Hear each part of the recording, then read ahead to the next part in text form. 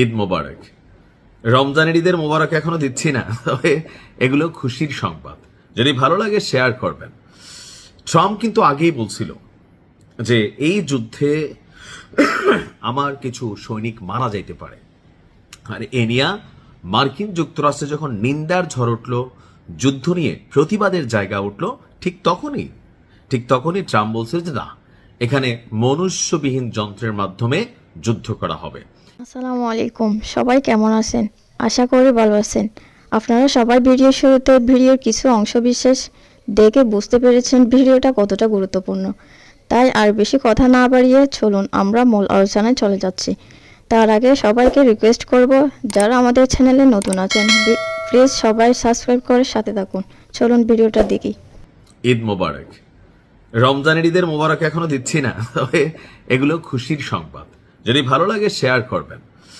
Trump কিন্তু আগেই বলছিল যে এই যুদ্ধে আমার কিছু সৈনিক মারা যাইতে পারে, আর এ নিয়ে মার্কিন যুক্তরাষ্ট্রে যখন নিন্দার ঝড় উঠল, যুদ্ধ নিয়ে প্রতিবাদের জায়গা উঠল, ঠিক তখনই ট্রাম্প বলছিল যে না, এখানে মনুষ্যবিহীন যন্ত্রের মাধ্যমে যুদ্ধ করা হবে। ইভেন ইরান যদি মধ্যপ্রাচ্যে কোনো অভিযান চালায়, তাহলে মধ্যপ্রাচ্যে ছড়িয়ে ছিটিয়ে থাকা সামরিক ঘাঁটি যেগুলো মার্কিন যুক্তরাষ্ট্র আছে, এগুলোর নিরাপত্তায় যে সকল মার্কিন সেনারা নিয়োজিত রয়েছেন তাদের সর্বোচ্চ নিরাপত্তা আমেরিকা নিশ্চিত করেছে। কিন্তু বাস্তবতা হচ্ছে, আজকে দেখেন ইরাকে একটা বড় ধরনের অভিযান চালিয়েছে আপনার ইরান, আর এই অভিযানে সেই লেভেলে একটা ধুমধামাকা অ্যাকশন হয়েছে। অর্থাৎ টোটাল গত 12 দিনে আপনার 291টি সামরিক অভিযান চলেছে। 291টি। ইরান সমর্থিত ইরাকের একটা গোষ্ঠী আছে, রেজিস্ট্যান্স। এই গোষ্ঠীটি গত 12 দিনে মার্কিন যুক্তরাষ্ট্রের যে স্থাপনাগুলো আছে ইরাকে, সেখানে তারা 291টি অভিযান চালিয়েছে। এতে করে 13 জন মার্কিন সেনা নিহত হয়েছেন, আর আহতের সংখ্যা হচ্ছে 150 জন। গোষ্ঠীটি বলছে শুধুমাত্র গত 24 ঘন্টায় 31টি অভিযান চালিয়েছে তারা, আর সেখানে ইরাকে অবস্থিত মার্কিন যে ঘাঁটিগুলো আছে সেগুলোকে লক্ষ্য করে তারা ডজন ডজন ড্রোন এবং ক্ষেপণাস্ত্র আপনার অভিযান চালিয়েছে। আর এতে করে এই সেনাদের নিহত এবং আহতদের বিষয়টা সামনে আসছে।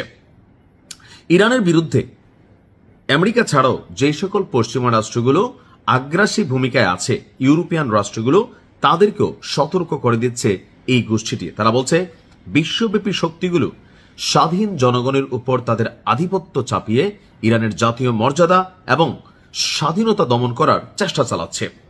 এদের বিরুদ্ধে যুদ্ধে তার মিত্রদের জড়িত করারও চেষ্টা চালিয়ে যাচ্ছে।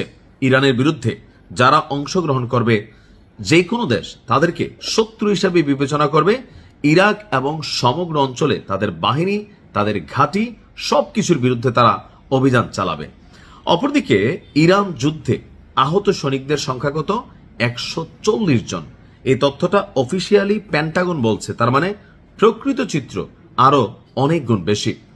পেন্টাগনের বর্ণনা অনুযায়ী এখন পর্যন্ত 140 সামরিক কর্মী আহত হয়েছে, নিহতের সংখ্যা আছে। বলা হচ্ছে যে ছোট বড় সবকিছু মিলিয়ে পেন্টাগনের মুখপাত্র যিনি আছেন শন পার্নেল, তিনি বলছেন যে বিভিন্ন ধরনের 140-এর মধ্যে কেউ বুলেট খাইছে, কেউ হয়তো ক্ষেপণাস্ত্রের আঘাতে ক্ষত হয়েছে। তো 8 জন সেনা, এই 140 জনের মধ্যে 13 জন তো শেষই, আরো 8 জন সেনা গুরুতর আহতের তালিকায় রয়েছেন এবং তাদের সর্বোচ্চ মানের চিকিৎসা সেবা দেওয়া হচ্ছে। তো সব মিলিয়ে আমার কাছে মনে হচ্ছে পেন্টাগনের প্রধান যিনি আছেন পিট হেগসেট, তিনি বলছেন যুক্তরাষ্ট্রের হামলা ইরানের বিরুদ্ধে আরো তীব্র হচ্ছে, যদিও ইরান থেকে ক্ষেপণাস্ত্র এবং ড্রোনের পরিমাণ উল্লেখযোগ্যভাবে নাকি কমে গেছে। এইটাও একটা ন্যারেটিভ তৈরির চেষ্টা, জনগণকে চাঙ্গা করা আর কি। ইরানের যারা সরকার বিরোধী জনগণ আছে তাদের, এবং যারা সরকারের পক্ষে বা ইরানের পক্ষে লড়াইটা চালিয়ে যাচ্ছে, তাদেরকে নৈতিকভাবে বা মানবিকভাবে একটু বেকায়া ফেলা। লাভ হবে না, খেলা হবে। আসসালামু আলাইকুম। আমরা পড়াশোনা তো আলহামদুলিল্লাহ, নিশ্চয়ই আমার এখানে যারাই আছেন কম বেশি আমরা সবাই পড়াশোনা করছি। তো মাঝে মাঝে পড়াশোনা থেকে আমি উদাহরণগুলো দিতে পছন্দ করি। যে একটা হাতি, বিশাল হাতি, তো তার সামনে একটা মশা বা একটা পিঁপড়া, আসলে কি এদের কোনো ভূমিকা আছে? পবিত্র কোরআনে আমরা জানি নমরুদকে আল্লাহ রাব্বুল আলামিন শায়েস্তা করছিল একটা ছোট্ট মশার মাধ্যমে। মশা যখন কানের মধ্যে দিয়ে ঢুকে গেল, এটা গিয়ে ব্রেনের মধ্যে বা বিভিন্ন জায়গায় কামড় দিত, পু আওয়াজ করতো। আপনি দেখবেন আমরা ঘুমন্ত অবস্থায় যেটা মশা কামড় দেয় বা কানের কাছে আসে, ঘুম ভাঙে একদম এরকম একটা ফিলিংস আসে না, একটা প্রচন্ড ডিস্টারবেন্স। তো একটা মশা যদি কানের মধ্যে ঢুকে আপনার প্রতিনিয়ত পু পু পু পু করে, তখন রিয়াকশনটা হয় কি, নমরুদের নাকি রূপসা দিয়া মাথার মধ্যে আঘাত করলে নমরুদ একটু একটু সুস্থ থাকতো। আবার একটা ধরুন বড় মাপের হাতি, এইটার কানের মধ্যে যদি একটা ছোট্ট পিঁপড়া ঢুকে যেতে পারে, সেই পিঁপড়া এটার কানের মধ্যে ঢুকে যদি কুটুস কুটুস কামড় দেয়, তাহলে পুরো হাতির এই যে শরীরটা অকেজ হয়ে যায়। কেন এতগুলো কথা বললাম? এই মুহূর্তে আমি দেখছি যে আমেরিকার যে হাতিটা আরব সাগরকে কন্ট্রোল করছে, এটার নাম কি? বিমানবাহী রণতরী ইউএসএস আব্রাহাম লিঙ্কন। অর্থাৎ এখানে অনেকগুলো ভেসেল আছে, ফ্রিগেট আছে, ডেস্ট্রয়ার আছে, যুদ্ধ জাহাজ আছে, আর সবগুলার মা হচ্ছে এই আব্রাহাম লিঙ্কন। তো সেই আব্রাহাম লিঙ্কনকেই অত্যাধুনিক প্রযুক্তি, মানে নিম্নগামী জাহাজ কিন্তু আকাশের উপর তুলে না, তো এই ক্ষেপণাস্ত্রগুলো হইতে হয় খুবই অত্যাধুনিক প্রযুক্তিতে। অত্যাধুনিক প্রযুক্তির নিম্নগামী ক্ষেপণাস্ত্র মাধ্যমে আঘাত করা হয়েছে। এই কথা আবার আমেরিকা, ওই যে বাংলা একটা কথা ছিল, মাইর হবে কিন্তু আওয়াজ হবে না। কি তো দিছে কি দিছে না বলা যাবে না, তুমিও যাও, এরকম অনেকটা আর কি। তো এই আব্রাহাম লিঙ্কনকে যখন ইরানের ড্রোন বা ক্ষেপণাস্ত্র আঘাত আনে, আমেরিকা কোনোভাবে প্রকাশ করবে না। ওয়াই? কারণ এত বড় একটা রাষ্ট্র, এত বড় একটা দানব হাতি, এটার একটা মশাই গিয়া কামড় দিছে, এই খবর বললো তো ইজ্জত কা ফালুদা। বাট এই খবর ইরান বলছে যে, ইরানের যে বিপ্লবী বাহিনী আছে তারা বলছে যে তাদের অত্যাধুনিক প্রযুক্তির হাইপারসোনিক ব্যালিস্টিক ক্ষেপণাস্ত্রের মাধ্যমে মার্কিন বিমানবাহী রণতরী ইউএসএস আব্রাহাম লিঙ্কন ক্ষতিগ্রস্ত হয়েছে।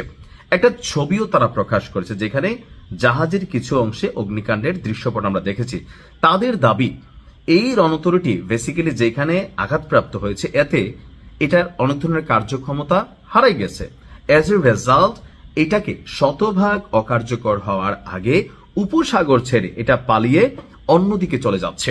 তো ওয়াশিংটন, ওই যে প্রথমেই বললাম মাইর হবে আওয়াজ হবে না, মাইর খেলেও স্বীকার করা যাবে না, ওয়াশিংটন বলছে না ভাই, এটা এখন আমাদের কিছুটা এটার মেরামতের কাজ আছে বা রুটিন কিছু চেক আপ আছে, সো দ্যাটস ওয়াই আমরা এটাকে এটার জায়গা থেকে সরাই নিচ্ছি। কিন্তু ইরান ছবি প্রকাশ করে বলতেছে না বাবা, খাইছে তলে তলে, আওয়াজ ছাড়া এটা এখন এখান থেকে চলে যাচ্ছে।